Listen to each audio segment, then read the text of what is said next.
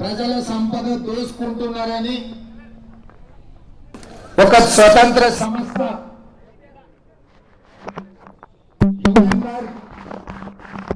ఒక పరిశోధనాత్మక వివరాలను సేకరించి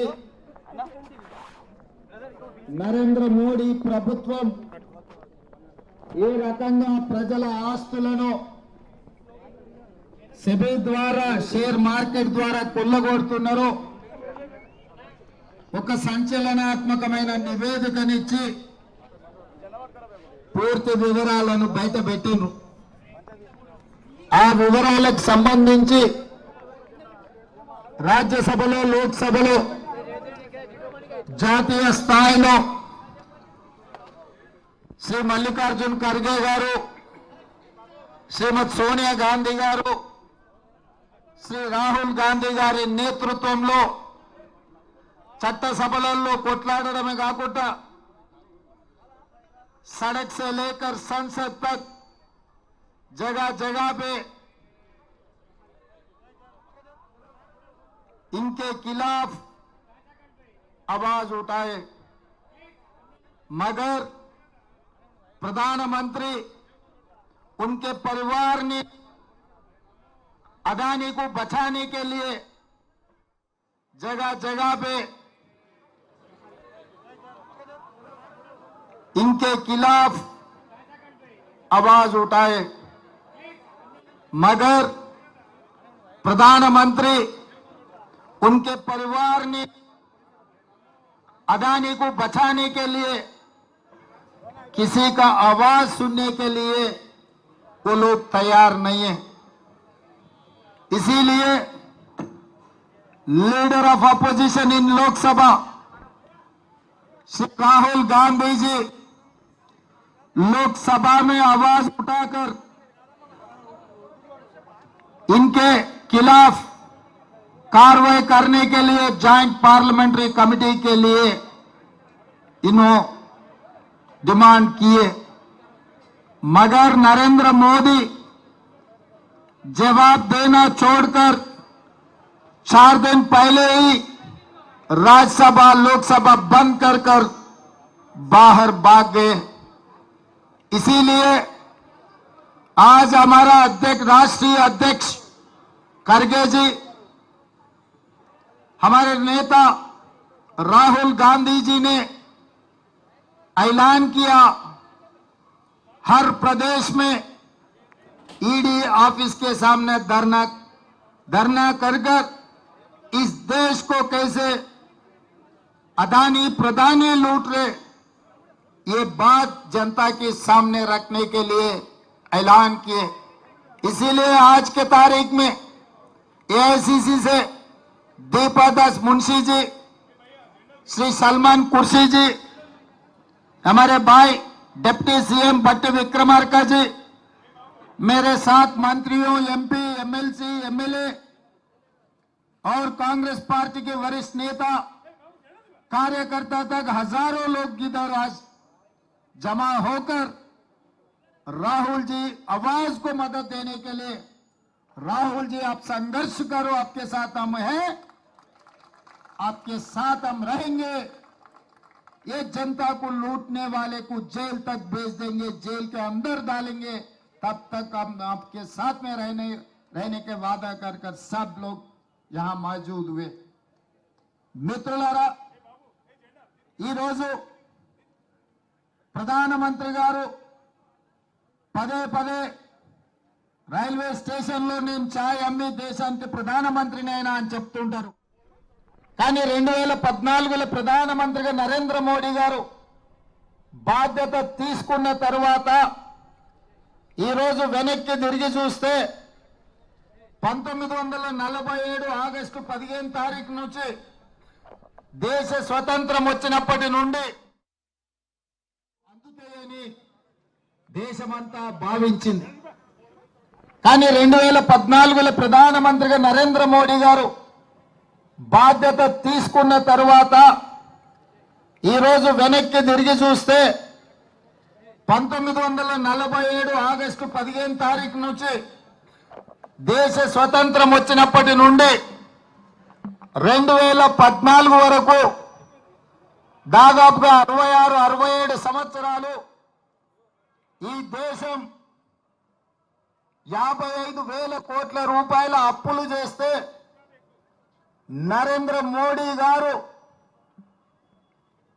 11 సంవత్సరాలలో 1,15,000 కోట్ల రూపాయల అప్పులు ఈ దేశం మీద తీసుకొచ్చి పెట్టిండు.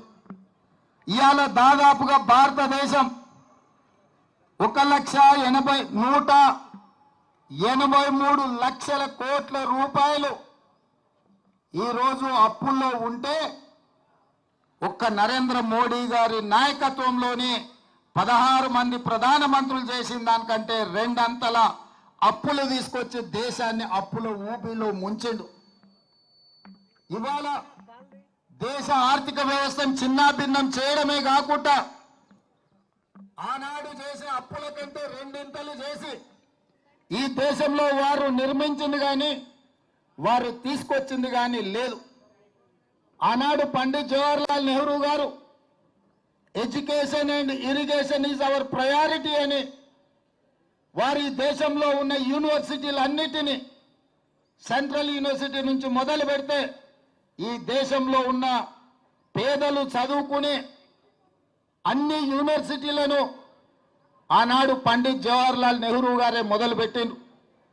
అదేవిధంగా ఈ దేశంలో కరువును పారదోలాలి అంటే సాగునీటి ప్రాజెక్టులను నిర్మించాలి అని బాక్రానంగల్ నుంచి నాగార్జున సాగర్ వరకు, శ్రీశైలం నుంచి శ్రీరామ్ సాగర్ వరకు పండిత్ జవహర్లాల్ నెహ్రూ గారు సాగునీటి ప్రాజెక్టులను తీసుకొచ్చిన ఒక దార్శనిక ప్రధానమంత్రి పండిత్ జవహర్లాల్ నెహ్రూ గారు.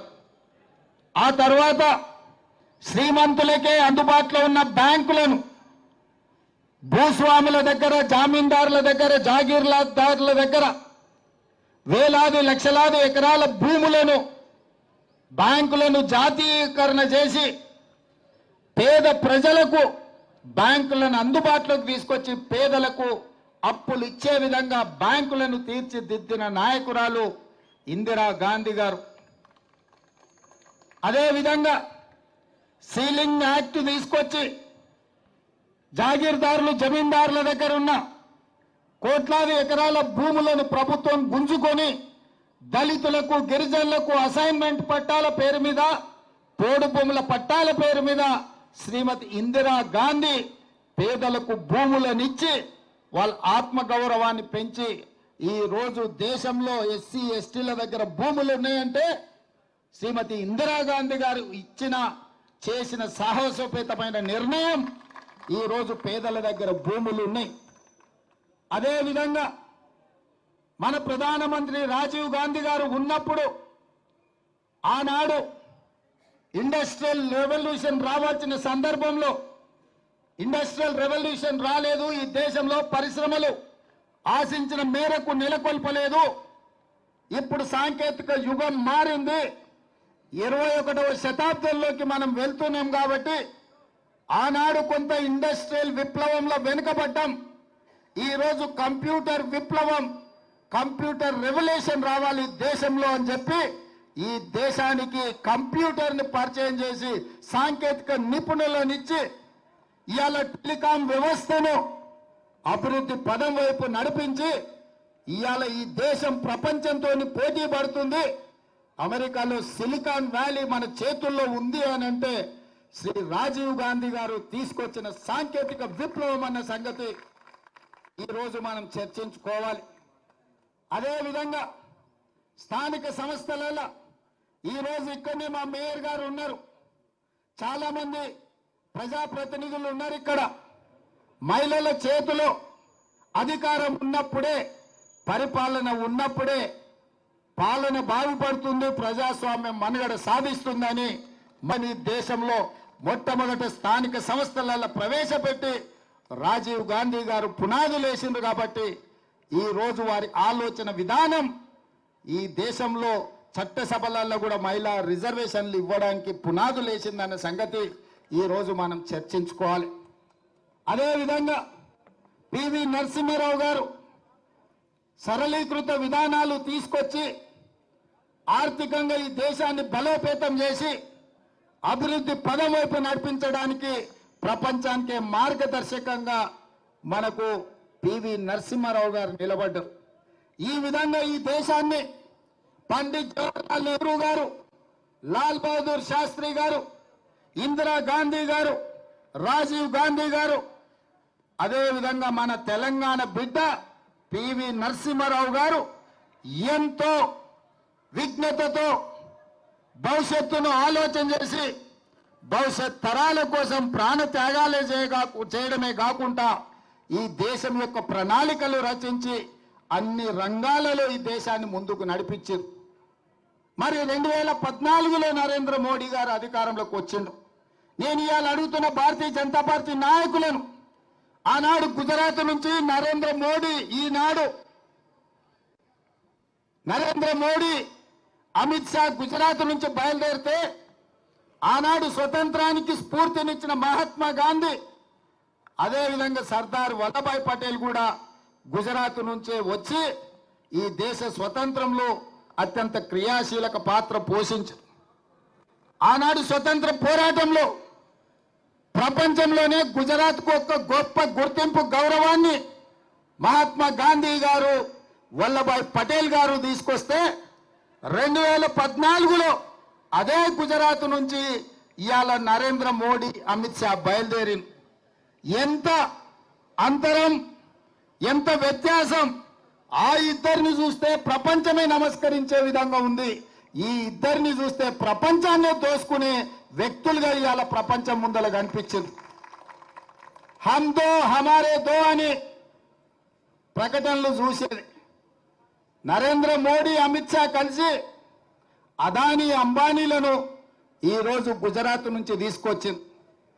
ఈరోజు గుజరాత్ నుంచి వచ్చిన ఒక నలుగురు, నరేంద్ర మోడీ గారు, అమిత్ షా గారు, అదానీ గారు, అంబానీ గారు, ఈ నలుగురు ఈ దేశాన్ని చేతబట్టి దుష్ట చతుష్టయం ఈరోజు ఈ దేశాన్ని దోసుకుంటున్నారు.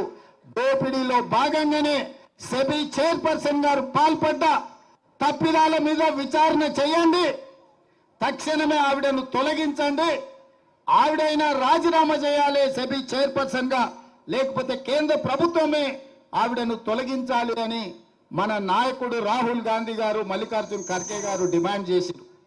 ఆ పని చేయలేదు. ఆ పని చేయనప్పుడు జరిగిన అవకతవకల మీద లోక్సభ, రాజ్యసభలో జాయింట్ పార్లమెంటరీ కమిటీని వేయండి అని కాంగ్రెస్ పార్టీతో పాటు ఇండియా కూటమి డిమాండ్ చేసింది. ఈ డిమాండ్ను అమలు చేయకపోను 4 రోజుల ముందే పార్లమెంటును వాయిదా వేసుకొని ఇవాళ భారతీయ జనతా పార్టీ ప్రభుత్వం పరారైపోయింది. అందుకే ఈరోజు ప్రజల దగ్గరికి వెళ్ళి ప్రజల సంపద ఏ విధంగా లక్షలాది కోట్ల రూపాయల దోపిడీ జరిగిందో ఈడీ కార్యాలయాల ముందు ఈడీ విచారణ జరగాలి.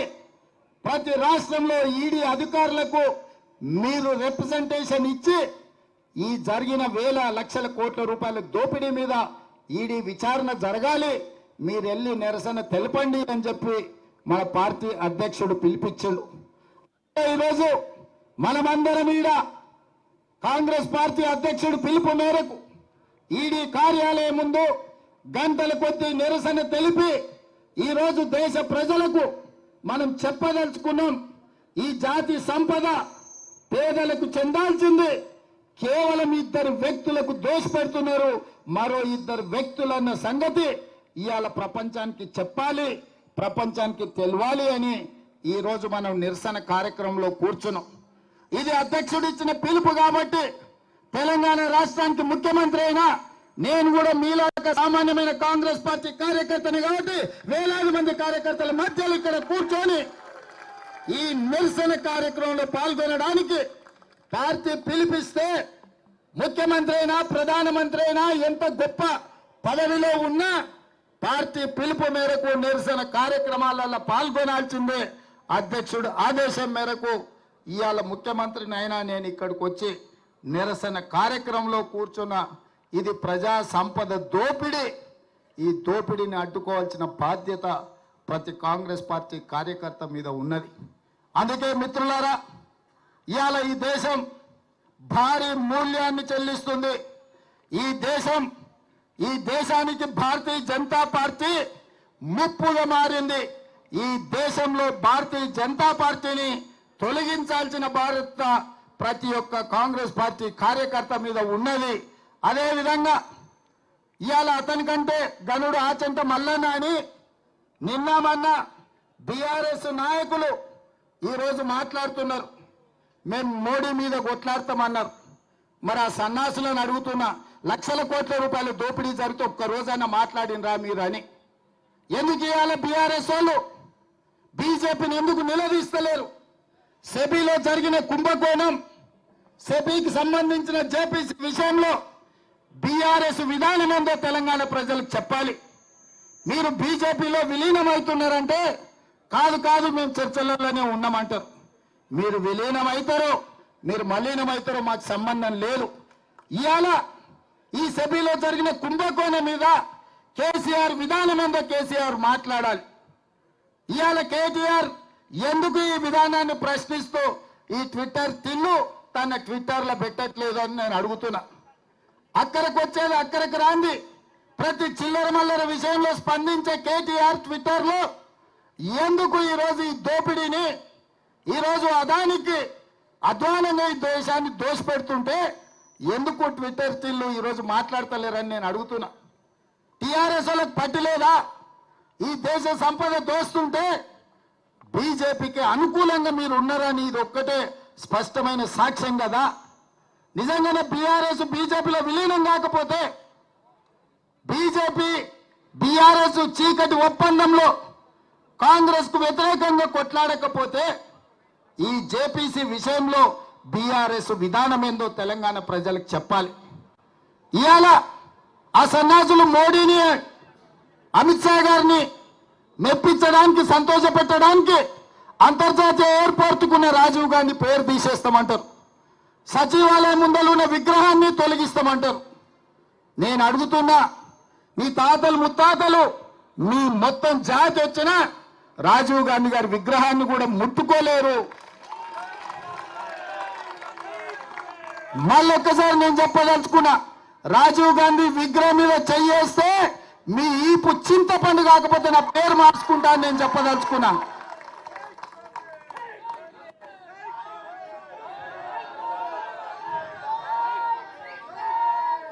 ఆసామాసిగా అల్లా తప్పగా అక్కడ ఎవరో ఆ విగ్రహం పెడుతున్నారని మీరు అనుకుంటున్నారేమో. మేమే పెట్టినాం.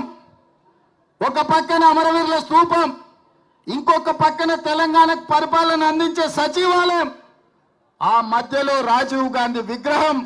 లక్షలాది మంది దేశం యొక్క స్వతంత్రం కోసం, ఈ దేశ సంపదను కాపాడే ప్రతి యువతకు ఆదర్శంగా ఉండే వ్యక్తి రాజీవ్ గాంధీ. అందుకే వారి విగ్రహాన్ని అక్కడ పెట్టుకున్నాం.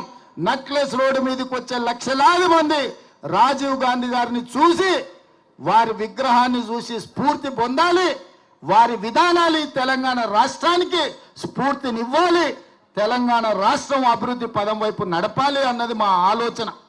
అటు పక్కన అంబేద్కర్ విగ్రహం, ఇటు పక్కన ఇందిరాగాంధీ గారి విగ్రహం, ఇంకొక పక్కన పివి నరసింహారావు గారి విగ్రహం. లేని విగ్రహం వల్ల రాజీవ్ గాంధీదే. అందుకే ఈ లక్షలాది మంది కాంగ్రెస్ పార్టీ కార్యకర్తల ఆలోచనలో భాగంగా మా ప్రభుత్వం, మా మంత్రివర్గం అక్కడ రాజీవ్ గాంధీ గారి విగ్రహం పెట్టినాం. ఎవడు తొలగిస్తాడో రావాలి, తారీఖు చెప్పాలి అని చెప్పి నేను చెప్పదలుచుకున్నా.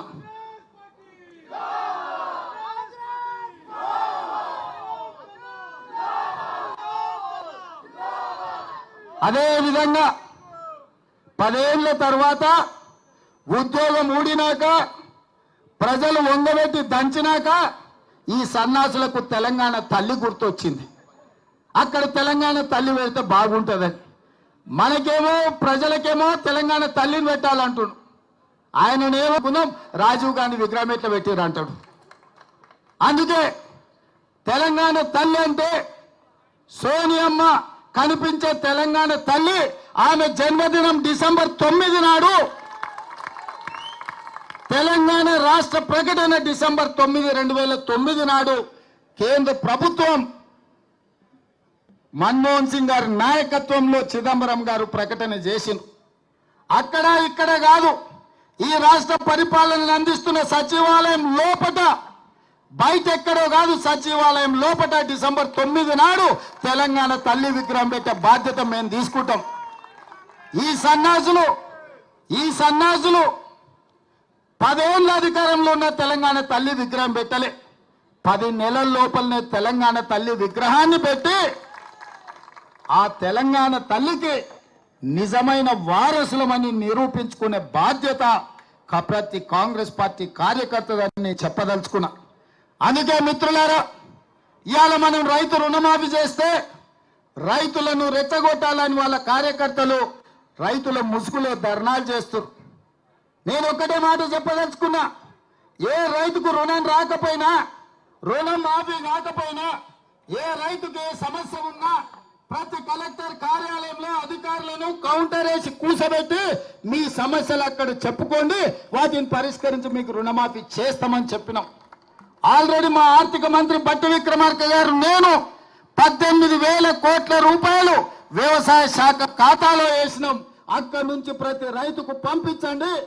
మిగతా 12,000 కోట్ల రూపాయలు కూడా 2 లక్షల పైన ఉన్న వాళ్ళను మీరు 2 లక్షల పైన ఉన్న ఏదైతే బకాయిందో బ్యాంకు కట్టండి, మిగిలిన 2 లక్షల రూపాయలు మేము కడతామని చెప్పినాం.